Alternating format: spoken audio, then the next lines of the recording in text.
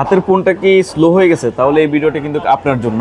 আপনার হাতের phone slow হলে কিভাবে এটাকে ফাস্ট করবেন, ভিডিওটি শেষ পর্যন্ত দেখলেই আপনি আপনার হাতের ফোনটাকে অনেক ফাস্ট করে ফেলতে পারবেন, একদম নতুনের মতো। কারণ আমার হাতে যে ডিভাইসটি আছে এটা হচ্ছে ভিভোর একটি ডিভাইস, যেটা মডেলটা হচ্ছে ভিভো Y20e। এটা অনেকদিন ব্যবহারের পরে কিন্তু এটা স্লো হয়ে গেছে। তো এটাকে আমি এখন ফাস্ট করে দেখাবো আপনাদেরকে। তো প্রথম কী কাজটা করতে হবে, প্রথমে আপনি এই ফোনে গিয়ে ফোনের সেটিংসে যেতে হবে। সেটিংসে যাওয়ার পরে এখানে যে অপশনটা দেখবেন, এখানে অ্যাপ খুঁজে বের করুন, অ্যাপস। এই যে অ্যাপসে যাবেন, অ্যাপসে যাওয়ার পরে আপনার এখানে দেখবেন যে অনেকগুলো অ্যাপ এখানে কিন্তু দেখাবে, যেমন যতগুলো অ্যাপ আছে মোবাইলের ভিতর সবগুলো অ্যাপই কিন্তু দেখাবে।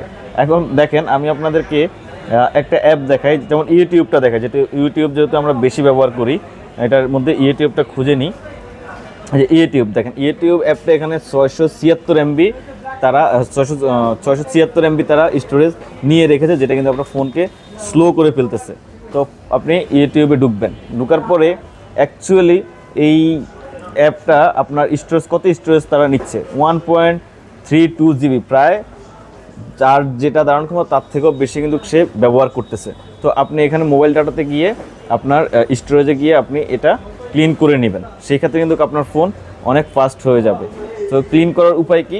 ক্লিন করার উপায় হচ্ছে আপনি স্টোরেজ অ্যান্ড ক্যাচে যাবেন, যাওয়ার পরে এই যে এখানে দেখেন ক্লিয়ার ক্যাচ দেওয়া আছে, এখানে আপনি ট্যাপ করবেন। ট্যাপ করার সাথে সাথে কিন্তু আপনার পুরো যে ডাটাগুলো নিয়ে রেখেছে হয়তো সেগুলো কিন্তু চলে যাবে। যেমন এখানে দেখেন অ্যাপ সাইজ হচ্ছে 221 MB এবং ইউজার ডাটা হচ্ছে 455 MB। আর যদি ক্লিয়ার স্টোরেজ দেন তাহলে আরও ফাস্ট হয়ে যাবে, আরও সফট হয়ে যাবে ফোনটা। এখানে আমি ক্লিয়ার স্টোরেজ দিয়ে দিলাম, দিয়ে দেওয়ার সাথে সাথে কিন্তু একদম সম্পূর্ণ ক্লিন হয়ে গেছে। দেখেন ফোনের সাইজ, অ্যাপের সাইজটা মাত্র 221 MB রয়েছে। সো এইভাবে কিন্তু আপনারা আপনাদের ফোনের যখন এই সবগুলো অ্যাপের এই ডাটাগুলো স্টোরেজগুলো ক্লিন করে নেবেন, তাহলে কিন্তু আপনার ফোনের র্যাম এবং ফোন আরও ফাস্ট হয়ে যাবে। দেখেন অনেক ফাস্ট হয়ে গেছে অলরেডি। সো আপনারা যারা এরকম টিপস অ্যান্ড ট্রিক্স পেতে চান, আমার পেজে ফলো দিয়ে রাখুন। আর আজকে এই পর্যন্তই, এবং আপনাদের যদি ফোনে অন্য কোনো টিপসের প্রয়োজন হয় অবশ্যই কমেন্টস করে জানাবেন, আপনাদেরকে ভিডিওর মাধ্যমে আমি দেখিয়ে দেবো। সো আজকে এই পর্যন্তই, বাই বাই।